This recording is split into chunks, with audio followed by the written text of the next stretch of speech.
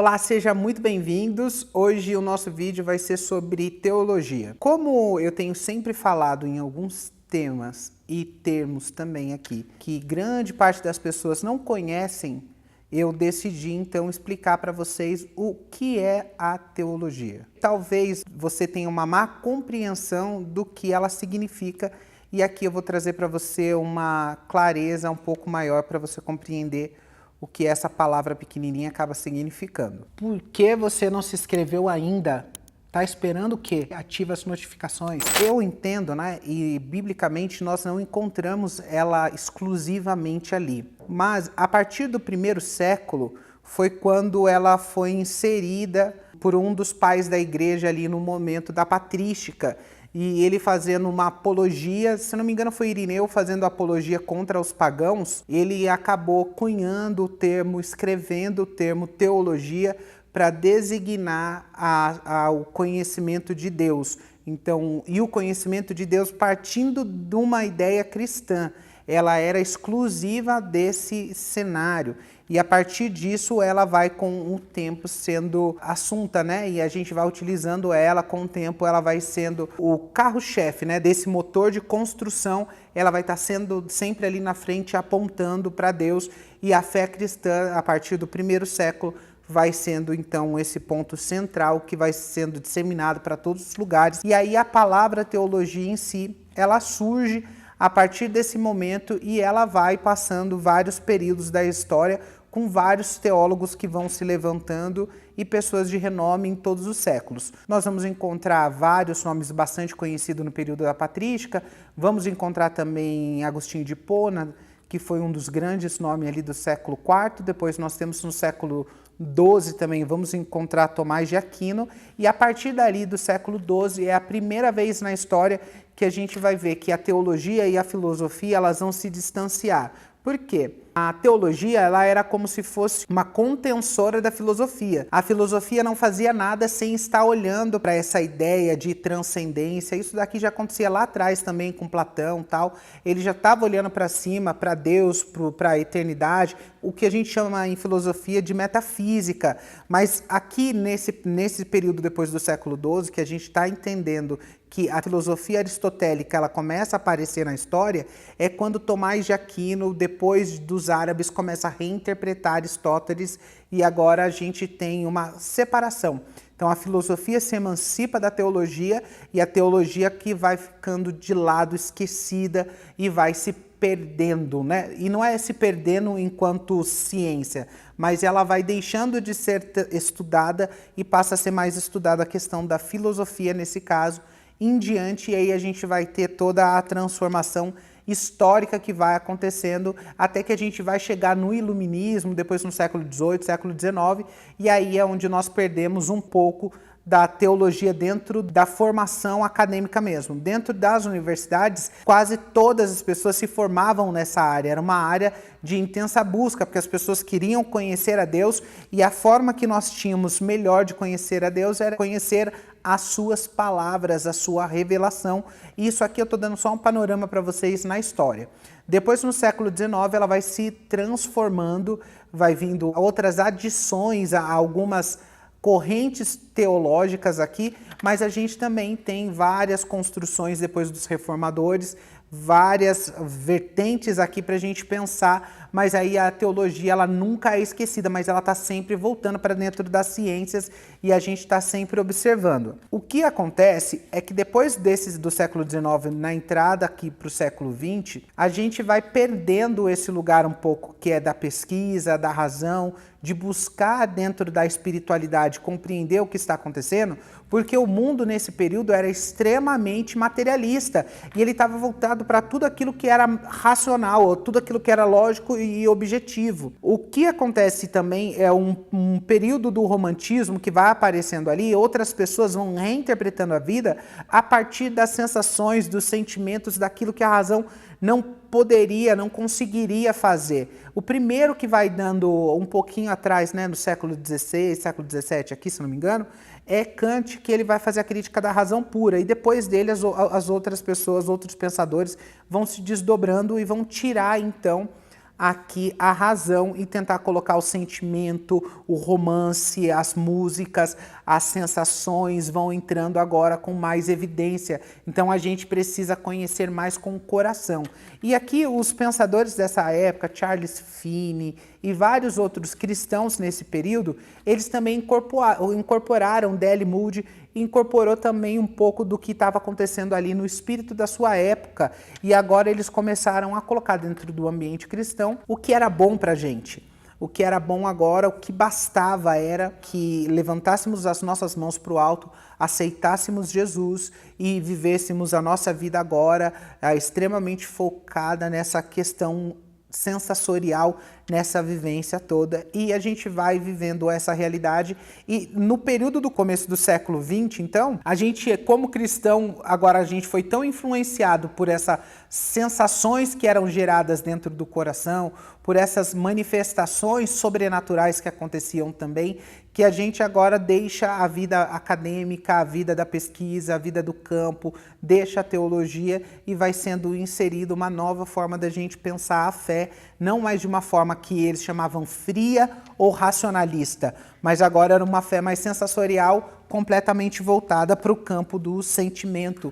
E ali era o que importava, era o que nós sentimos e não mais aquilo que é uma definição histórica sobre o significado das coisas. Por isso, hoje, nós acabamos ainda ouvindo algumas coisas nos nossos dias contrário ao estudo, à compreensão do que é a teologia. E uma das frases que a gente mais ouve é que a letra mata. E as pessoas não conseguem entender ali o que isso quer dizer, porque eles também não entendem muitas das vezes nem o contexto, no texto mesmo, que o texto já responde aquilo que a gente precisa. E isso vai acontecendo de uma forma cada vez mais intensa, e as pessoas acabam dizendo que não, nós não precisamos de teologia, o que nós precisamos então é de vida, ter uma vida ali presente diante de Deus, uma vida fiel a Deus, e a gente não está dizendo que isso não seja real. No entanto, a gente precisa ter atenção quando dizer que não precisamos de teologia, se essa afirmação é uma afirmação verdadeira ou nós estamos simplesmente reproduzindo o que o espírito da época está fazendo e às vezes a gente não tem atenção, porque existe um pensamento que está aí sendo replicado e a gente não dá muita atenção. E aqui a gente entende também, eu entendo, que muitas coisas às vezes é chamada de teologia. Nós temos teologia da prosperidade, nós temos teologia coach, nós temos teologia feminista, nós temos teologia negra, nós temos várias vertentes que às vezes a gente não entende pelo nome técnico, mas está por aí acontecendo sem que nós tenhamos atenção. Mas muitas delas não passam de especulações humanas que de nada tem sustentação com a mensagem do Evangelho em si e com a estrutura daquilo que nós temos na Bíblia. E uma das áreas que a gente tem dentro do estudo de teologia é chamado de hermenêutica bíblica. Se você nunca ouviu esse termo hermenêutica, mas hermenêutica quer dizer a arte ou a ciência de interpretar os textos. Quer dizer que é através dele que nós vamos compreendendo de melhor forma aquilo que está escrito. Muitas pessoas vão fazer aquela acusação: eu não preciso disso, teologia esfria, nós não precisamos aprender, fazemos crítica. Eu já cansei de ouvir críticas, né? As pessoas faziam, até quando eu era novo convertido, faziam bastante críticas. Mas o que as pessoas precisam compreender aqui é uma questão simples. A Bíblia, ela não é um livro em português, ela é um livro escrito em 3 idiomas. Ela é um compilado, Bíblia quer dizer biblioteca, um compilado de 66 livros, escrito em 3 idiomas diferentes, por mais de 40 autores, em uma época completamente distante uma da outra. É um milagre que você consiga compilar esses 66 livros e haja entrosamento entre as coisas que eles dizem. Isso só Deus poderia fazer, por isso cremos que é um livro divinamente inspirado. E para compreender o que o autor está dizendo, a primeira coisa que mais correto é de se fazer é compreender o texto no seu idioma original. Pegar no Velho Testamento o hebraico e tentar entender ele, no Novo Testamento o aramaico e o grego, para conseguir entender de uma forma mais palpável, né, de uma forma mais objetiva aquilo que está sendo dito, porque no português são traduções. E um pode dizer que uma palavra se encaixa melhor e outro dizer que a palavra se encaixa melhor, mas quando nós estamos no original, não, aquela palavra é aquela palavra no original. E precisamos então da interpretação da hermenêutica para a gente conseguir compreender. Então a hermenêutica é essa ciência que interpreta o que está acontecendo ali. E pensem vocês, nós já temos no Brasil uma dificuldade de aprendizado terrível, nós sabemos disso. E se muitas pessoas têm dificuldade de compreender textos e entender, né, ler e entender com um pouco mais de profundidade o texto, quanto mais textos antigos e escritos em outros idiomas. E como eu quero ensinar algo que nem eu muitas das vezes sei, mas é que aí a gente camufla aqui a necessidade do saber em troca de uma hiperespiritualidade. Então a pessoa fala tudo, um monte de coisa que não tem nada a ver, não tem sentido, não tem lógica, não é bíblico, mas ela espiritualiza. A gente vê tudo isso acontecendo nas redes sociais, no YouTube, aqui, a gente vê no Instagram, que são profetas que vão aparecendo por aí, vão dizendo coisas que são coisas de gente que tem problema mesmo de compreensão do que é a fé. Porque eles acham que a espiritualidade, essa forma como eles se manifestam, é a espiritualidade, mas isso aqui é um problema, porque eles falam coisas sem sentido, genérico, não tem objetividade nenhuma, mas as pessoas mais simples acabam caindo nisso e acreditando que o que eles estão falando está em pé de igualdade com aquilo que a Bíblia diz, e não é assim. Nós temos um lugar, nós temos uma segurança que é aquilo que a Bíblia deixou claro para nós. Eu prefiro ficar com o que a Bíblia tem para dizer do que aqueles que se dizem, aspas, profeta dizem. Porque se tem contradição aqui, então eu prefiro o que a Bíblia diz e através da teologia a gente consegue compreender melhor ela. E o que seria então pensar essa palavra, a teologia? A teologia nada mais é do que o estudo de Deus. Ou você pode dizer, Deus pode ser estudado? E eu vou dizer que não. Aí a gente pode definir da melhor forma que é a ciência que trata de Deus em si mesmo em relação à sua obra. Quer dizer que é a ciência ou é a forma da gente compreender aquilo que Deus já deixou revelado para nós através da sua revelação. E aqui nós temos duas revelações para pensar, que é a revelação geral, a natureza, as coisas criadas, o universo, tudo isso é a revelação geral de Deus. Deus se revela a todas as criaturas e a gente tem essa dinâmica toda. E nós temos também a revelação especial, que nesse caso não entra a Bíblia. Na revelação especial, então, Deus decidiu, como o livro do Paulo On diz, falar na língua dos homens. Nisso Deus decidiu falar conosco através da palavra, através dos textos orais, como foi antigamente, e no nosso tempo, através do texto escrito, né? Através do texto aqui, né? Da gente. Então, agora nós temos como chegar um pouco mais próximo desse conhecimento. E o trabalho da teologia, do teólogo em si, é fazer com que isso se torne mais claro e mais fácil de compreensão. Por isso que quando vocês vão ouvindo eu ensinando para vocês, vocês veem que tem bastante substância, né? Bastante informação, bastante conteúdo, porque o intuito é mesmo ampliar a mente de vocês para que vocês compreendam mais coisas e aí vocês tenham um aprendizado e também um entendimento daquilo que está sendo dito com um pouco mais de domínio do conteúdo. E quando nós nos perguntamos, né, se a igreja pode deixar de buscar esse conhecimento de Deus, e é claro que as pessoas vão falar que não tem como, que nós temos que estar constantemente buscando a Deus, elas não diriam que nunca nós deixaríamos de fazer isso. No entanto, elas criticam, muitas das vezes, o estudo disso, porque acreditam que você vai ter uma fé sem manifestação de espiritualidade, porque você é um estudante. Olha que contradição. Se nós olharmos para a história, os homens mais piedosos que nós tivemos, que tiveram uma vida de oração, uma vida de entrega, manifestação de Deus na vida deles, foram os puritanos e nem por isso a gente vai dizer que os puritanos não eram pessoas cheias de fé. Por isso que quando nós temos o conhecimento da história, a gente acha que são os pentecostais que são dotados de muita espiritualidade por conta das manifestações, e quem é tradicional, presbiteriano, batista, eles são frios porque não se manifestam da forma como nós vemos os pentecostais se manifestando.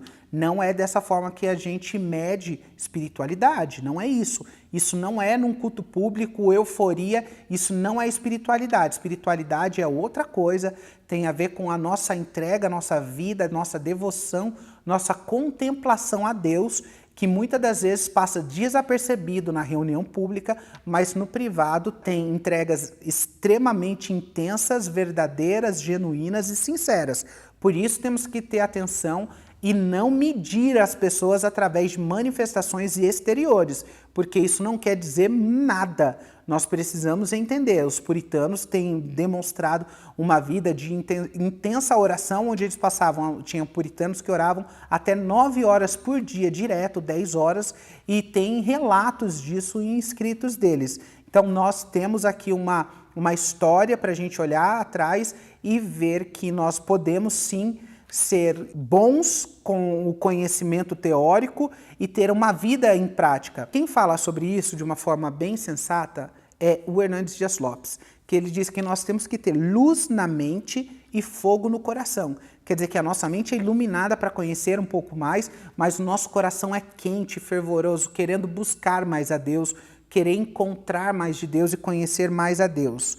E qual é a melhor forma de fazer isso, se não através de um conhecimento que nós chamaríamos aqui de teologia sistemática, que é uma forma da gente conseguir compreender isso melhor. Temos aqui, eu vou deixar uma indicação para você, se você quiser entender isso um pouco mais. Temos a teologia sistemática do Wayne Grudem. Você abre ela e você vai ver ali vários temas, né? Fé, salvação, Jesus Cristo, Deus. E o que a teologia sistemática ela se propõe a fazer? Pegar todos os textos da Bíblia e colocar todos eles alinhados para as pessoas conseguirem assim compreender aquele assunto na Bíblia toda. Assim ele consegue ter uma clareza total de tudo aquilo que fala sobre aquele tema nas escrituras todas e assim começar a pensar a partir de um todo, não a partir de fragmento. Pensar a partir de fragmento é tirar um texto dali, um versículo e achar que aquele versículo ele tem mais a gente tem que ceder mais aquele ali do que em comparação com tantos outros. Aí parece que a gente vai entrar em contradição e a Bíblia não tem. Quer dizer que nós precisamos compreender o todo para que a gente não foque em lugares menores, né? A gente tem que entender o todo, porque a Bíblia, ela se interpreta a si mesma. A melhor forma de compreender ela é por ela mesma. A sistemática só vai deixar mais fácil para a gente compreender o que a gente tem dúvida. E como nós podemos, então, conhecer a Deus, estudar a sua revelação de Deus, a melhor forma que a gente vai fazer isso é através da teologia. E aqui nós vamos ter 3 pressupostos para a gente fazer isso. O primeiro é que Deus existe. Uma vez que ele existe, nós precisamos conhecê-lo. E segundo, ele pode ser conhecido, embora não de modo exaustivo e nem completo. Quer dizer que a mente humana não vai chegar a conseguir compreender Deus em sua totalidade, porque ele é um ser eterno e nós não temos essa capacidade. E o terceiro é que ele tem se revelado por nós através da sua obra na criação, na providência, como Salmos 19 vai dizer, como nós temos Atos 14 também vai dizer sobre isso, e através da sua revelação geral, como Hebreus vai dizer, 1 Pedro também. E porque Deus decidiu se revelar e ser feito conhecido por todos nós. Sendo assim, a gente também pode pensar na palavra teologia como uma palavra que quer dizer doutrina. E a gente usa a doutrina de uma forma muito negativa, mas a gente pode pensar ela como a palavra ensinar. Então podemos usar ela da seguinte forma: teologia é o conjunto de verdades extraídas dos ensinamentos bíblicos a respeito de Deus e de sua obra e que são apresentadas de modo sistemático na forma de um corpo doutrinal. Foi como eu disse para vocês ali, como nós chamamos de teologia sistemática. Nós temos vários termos que são termos bíblicos, como expiação, redenção, justificação, a glorificação, são temas que na teologia a gente estuda eles com um pouco mais de profundidade e consegue compreendê-lo.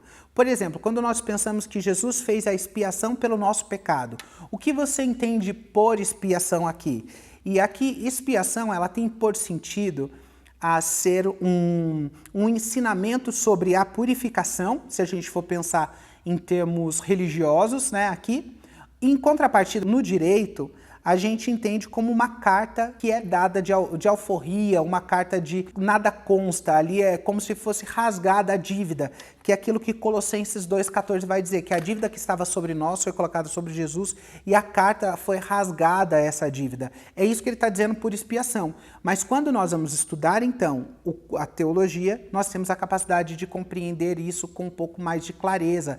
Nós vamos ter a defesa da fé também, que é a apologética, que é uma forma teológica também da gente compreender, que é aquilo que vocês vão ver em grande maioria eu fazer, porque essa é a minha área de maior conhecimento, né? Um pouco mais conhecimento nessa área da apologética, que seria a defesa da fé. Sendo assim, eu passei aqui de forma bem rápida para deixar para vocês essa demonstração, para que você não tenha medo de quando você ouvir teologia ou você ouvir alguém demonizando a teologia. A pessoa faz isso muitas das vezes, sabe por quê? Porque é preguiçosa.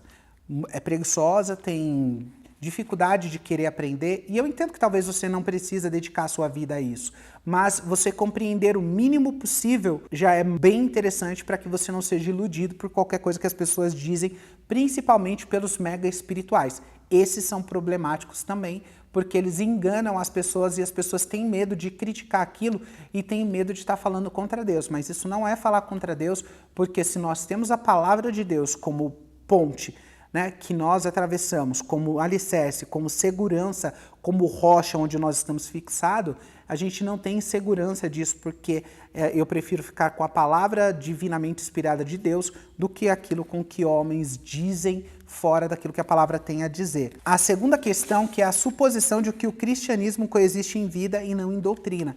Quer dizer, que não importa a doutrina, mas você precisa viver tudo isso. Quando eles vão dizer que a gente não precisa da doutrina, precisa só do coração, ou nós precisamos viver e não precisa aprender nada, as pessoas acabam, aqui como eu disse para vocês, fazendo o quê? Elas acabam exaltando o misticismo, as emoções, o sentimento religioso do homem. E com isso se torna um ambiente muito propício para manipulação, porque aqui não tem como você confrontar isso uma vez que está num campo que você não sabe se é Deus ou não é. Agora, quando nós temos o conhecimento da palavra de Deus, isso se torna mais fácil para a gente e a gente consegue entender que crer também é pensar. Que é um livro que eu já indico aqui para vocês, se você quer entender a Bíblia, é um livro pequenininho, Crer Também é Pensar, é a minha indicação para vocês. Todas as indicações que eu estou fazendo de livro, eu estou deixando aqui para vocês entenderem que dá para ir um pouco mais além. Crer Também é Pensar, ele vai mostrar para você como interpretar, como entender cada livro da Bíblia, desde Gênesis até Apocalipse. É pequenininho, não é difícil, você pode deixar ele perto da sua Bíblia, quando você for fazer o seu devocional, a sua leitura diária, você pega ele, lê ali um pouquinho, vai ter mais clareza para você entender, porque parece que a Bíblia é um livro dos mistérios, mas, gente, não é assim. A Bíblia não se propõe a ir além daquilo que os autores originais pretendiam com o texto. Qualquer pessoa que tentar colocar qualquer interpretação ali, que não é aquilo que os autores tentavam entender, isso é um problema, isso é um erro. Eu estava uma vez numa base missionária e eu já tinha um pouco do domínio da teologia, já tinha estudado. E eu vi que a gente foi fazer uma lição ali e estudar o livro de Esther. A professora que estava dando a aula era formada em pedagogia numa universidade. E ela deu para todo mundo o texto e mandou que no capítulo 1 de Esther a gente colocasse o que a gente tinha entendido do texto e cada pessoa colocou aquilo que entendeu. Eu estava com uma bíblia de comentário embaixo, eu fui analisando aquilo ali a partir daqueles comentários, um pouco de coisa, colocando o que eu tinha entendido ali, que quem escreveu o livro de Esther pretendia dizer. Ela disse que não era esse o intuito, era para cada pessoa colocar a sua livre interpretação daquilo que estava ali no livro. Isso daí porque ela aprendeu em pedagogia que as pessoas são livres para interpretar um texto como elas quiserem. E isso aqui não existe quando nós estamos pensando nas escrituras. Isso se chama pós-modernidade. Na pós-modernidade, a pessoa que escreve, ela escreveu numa época e num período. E nós hoje podemos criticar a época, o período, como ela escreveu e achar que não é válido para os nossos dias. Isso é uma interpretação da pós-modernidade. Não existe aqui o que o autor queria dizer, e sim aquilo que eu quero entender que o texto diga. Isso é um erro. E eu vi ela ali dentro de um ambiente cristão, uma mulher tentando ensinar da forma equivocada. E é isso que eu quero mostrar para vocês que não. Existe uma forma correta, melhor, né? Não dá para entender o todo, porque são textos antigos, mas tem pessoas que debruçaram-se muitos anos para tentar entender, chegar mais próximo possível àquilo que o autor tentou dizer. Por isso nós podemos ter tranquilidade de usar sim.